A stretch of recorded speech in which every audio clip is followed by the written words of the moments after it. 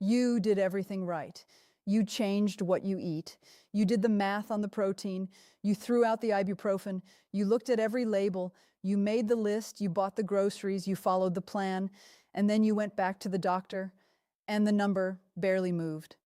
If that's where you are right now, that specific frustration, that quiet sense of defeat after 4 months of doing everything they told you, this is for you.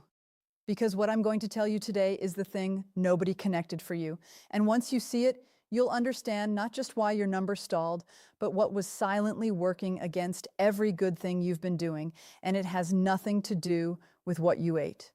Before I get into it, I need to say something directly. Everything you changed was real. The protein calculation, the NSAIDs, the meal plan, the potassium swaps, the label reading, none of that was wrong. None of it was wasted. Your kidneys are genuinely better off for every single thing you did. I mean that. The damage you didn't do in the last 4 months is real, even if you can't see it in a number yet. You weren't doing the wrong things. You were doing incomplete things. There's a second layer to this, and it's the layer that, when it goes unaddressed, quietly undoes everything the first layer is trying to protect. It's the reason some people change their entire diet and still watch their creatinine sit exactly where it was. It's the reason the number can look stubborn even when the person behind it is doing everything right. That layer is blood pressure. And I don't mean that the way your doctor mentions blood pressure at the end of an appointment before moving on to the next thing. I mean blood pressure in a way that by the time we finish talking today, you will never think about it the same way again.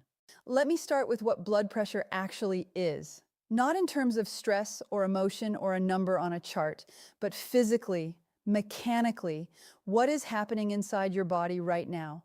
Every time your heart beats, it pushes blood through your vessels. Blood pressure is simply the force of that push against the walls of those vessels. That's it. It's a physical force, like water pressure in a pipe. It's not a measure of how stressed you are. It's not a reflection of how you feel. It's the actual mechanical pressure your blood exerts constantly against every surface it moves through. And your kidneys sit right in the middle of that pressure. Actually, your kidneys depend on it. The filtration system inside your kidneys is designed to work at high pressure. That's not a flaw. It's how the filters do their job. Blood flows in under pressure, waste gets pulled out, clean blood flows back. The system is built for a specific pressure range. When the pressure is right, the filters work. When the pressure is too high, even slightly but consistently over months and years, something starts to happen to the filter membrane. It scars. Think of your kidney filters as tiny, delicate tubes. Your blood pressure is the water pressure running through them. When the pressure is too high for too long, the walls of those tubes start to thicken and stiffen, just like a garden hose that's been overpressurized eventually stiffens and cracks. The material wasn't designed for that sustained force. And once those walls thicken, once that scarring begins, the tubes can't flex the way they need to. They lose their ability to filter selectively. Things that should stay in the blood start leaking through. Things that should be filtered start slipping past. You've heard this before when we talked about protein in the urine, about that UACR test that picks up protein leaking through the filters before creatinine even registers a problem. High blood pressure is one of the primary forces physically causing that leak, not over weeks, over years. A sustained pressure that the filter membrane was never designed to handle, slowly, methodically, scarring the tissue that does the most important work in your body. And that's where it gets complicated. Because here's what most people don't realize, and this is the part that changes everything. When your kidney filters scar, they lose something beyond filtration. They lose their ability to regulate blood pressure. Healthy kidneys actively manage blood pressure. They adjust fluid levels. They control how much sodium is retained. They signal the body through hormones to keep the pressure in range. It's one of their jobs. And when the filters are damaged and when they're scarred and working below capacity, they can't do that job as well. So blood pressure goes up. Which scars more filters? Which raises blood pressure further? Which scars more filters? Do you see what's happening? This isn't two separate problems compounding each other. This is one loop feeding itself. Damaged filters can't regulate pressure.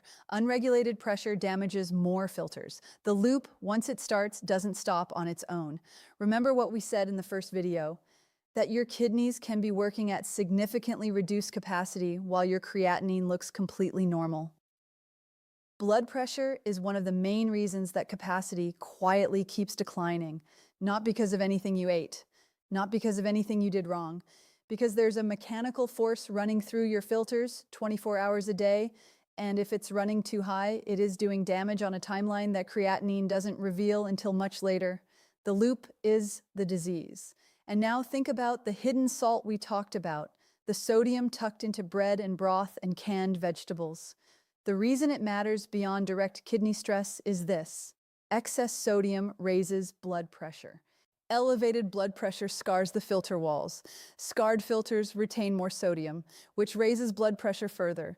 It's the same loop, but now you can see exactly where the diet piece feeds into it. Not as the whole story, but as one of the forces that keeps the loop running. This is why the meal plan still matters. This is why every swap you made still matters. You were already doing work that slows this loop. You just didn't have the whole picture yet. Now let's talk about the number.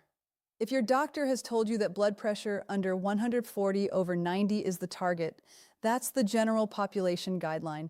It's not wrong for most people, but for someone with kidney damage, even early, even subclinical, the research points to a more protective threshold.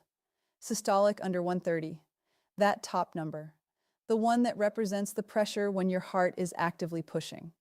For your kidneys specifically, the difference between 138 and 128 is meaningful at the filter level. Not in a way you'd feel on any given day, but sustained over years. 10 points of systolic pressure is years of filtration capacity. It is the slow difference between filters that hold and filters that scar. Your doctor may have told you 140 is fine. For your kidneys specifically, you can bring this to them directly.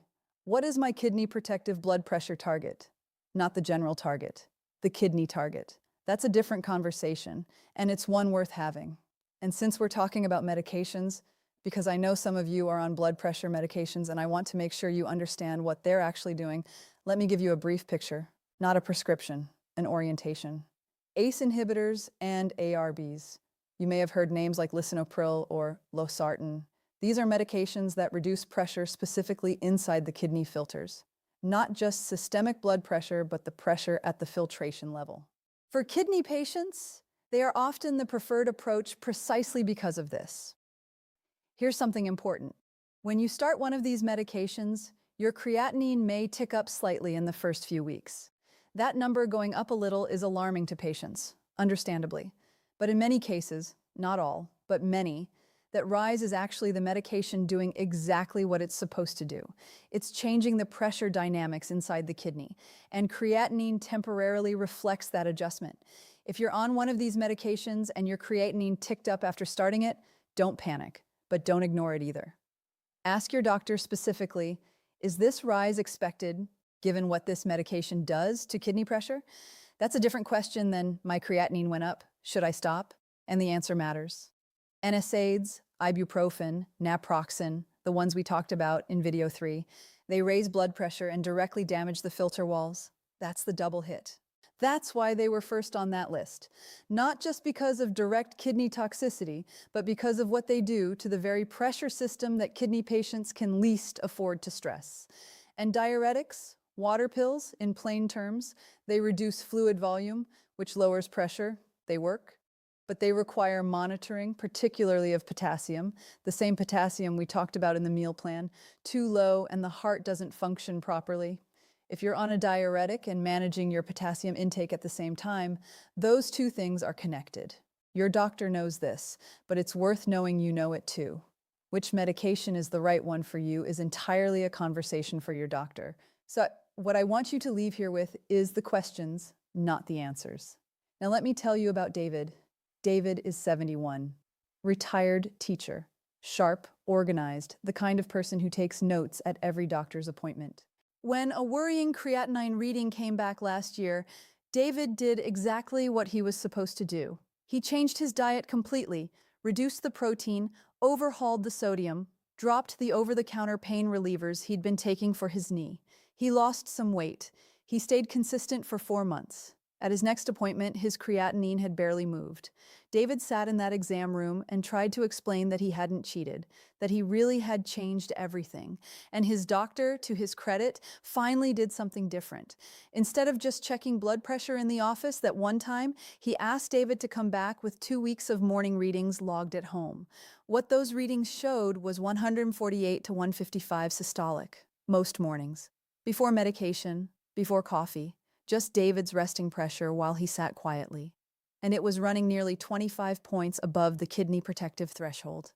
Nobody had flagged it as a kidney problem, and they'd been treating it as a separate issue. His blood pressure was being managed loosely as its own thing, not understood as the second force operating in the same system as his creatinine. Once his blood pressure was brought into range and held there consistently, his kidney numbers started responding for the first time. 4 months of dietary change had built a foundation. Bringing the blood pressure into range was what allowed that foundation to do its job. The diet wasn't wrong. It was incomplete. I want you to take one specific thing from today, and I want you to do it this week. Not because it's dramatic, because it's the single most valuable piece of information you can collect about what's happening in your body right now. And it costs almost nothing. Start logging your blood pressure every morning. Here's the ritual. Before you take your medication, before your coffee, after 5 minutes of sitting quietly, not rushing in from the car, not right after getting up, sit down, feet flat on the floor, arms supported on the table or the arm of the chair. Take 2 readings, 1 minute apart. Record the lower one. Write down the date, the time, and any note if something was unusual. Poor sleep, stressful night, you're fighting a cold. After 2 weeks, you will have something your doctor has almost certainly never seen, a real picture of your morning blood pressure, which is the most clinically relevant window. Bring that log to your next appointment. If you don't have a home blood pressure cuff, they're widely available for $30 to $50 at any pharmacy. Look for one that fits your upper arm, not a wrist cuff, upper arm, and is validated for accuracy. That's the only criteria that matters. When you bring the log in, bring a specific question with it. What is my kidney protective blood pressure target? Not just the general guideline, but for someone with my kidney function. If your creatinine ticked up after starting an ACE inhibitor or ARB, add another question. Is this rise expected, and what number would concern you? And the meal plan, everything from the protein calculation to the potassium swaps, keep it. All of it. The salt reduction you've been doing is not just a kidney filter issue. It's directly feeding into the pressure loop we talked about today. Every low sodium choice you make is also a blood pressure choice. You are doing 2 things at once without knowing it. Now you know it. There's one more thing I want to mention because it came up in David's story, and it comes up in almost every conversation I have about kidney health past a certain point. The connection between blood pressure and your kidneys runs so deep that understanding one without the other leaves you with half the picture. I spent a lot of time going through everything on the blood pressure side, how to actually read those numbers, what they mean specifically for people over 60, why the number at the doctor's office is often not the number that matters, and what genuinely moves it over time. That's in a separate series, and I'll link it right here. Because if you've been doing everything right with your kidneys and your numbers are still not where they should be, that series is very likely the missing piece. The kidneys and blood pressure are not 2 separate problems. They are the same conversation from 2 different angles. Both sides are worth understanding. The person who started this journey worried about a creatinine number they didn't understand. They now understand how their kidneys filter blood. They know what the UACR test reveals that creatinine misses. They know which daily habits stress the system. They have a meal plan that works with their body instead of against it. And today, they understand the invisible pressure loop that no single dietary change was ever going to fix alone. The food was always the first layer, and it was the right place to start. Now you have the second layer. The next time you sit at your kitchen table and look at your morning log, 2 readings, 1 minute apart, written down, you'll know exactly what that number means for the tissue inside your kidneys. And you'll know that you're not just managing a reading, you're protecting the filters. One morning at a time. If today shifted something for you, if this is the piece you'd been missing, share this with someone who's been frustrated by the same thing. Because this is the part that gets left out of almost every conversation about kidney health. And it shouldn't be. Take care of yourself, and I'll see you in the next one.